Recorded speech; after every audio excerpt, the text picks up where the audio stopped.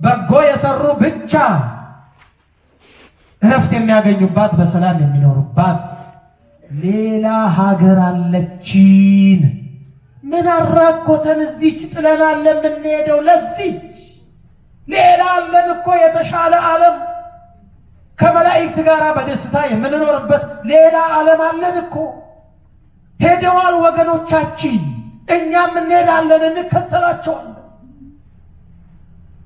እንደውም ዛሬ የምናስበው እጅግ እጅግ እጅግ የምንወደው የሚያሳዝነን በእውነት አንድ ልጃችን የቤተ ክርስቲያን እንቁ ልጅ በእውነት እሱ ይስበክ እንጂ እሱ ያስተምር እንጂ እሱ ያሳምረው እንጂ በእውነት ዛሬ ከመካከላችን ተለይቶ እናስበዋለን። ዘላለምን በእውነት እንደ ስሙ ወደ ዘላለማዊው ሕይወት የሄደው ዘላለምን አንረሳውም። መቼ እሱ ይስበክ ያስተምር ያሳምረው እንጂ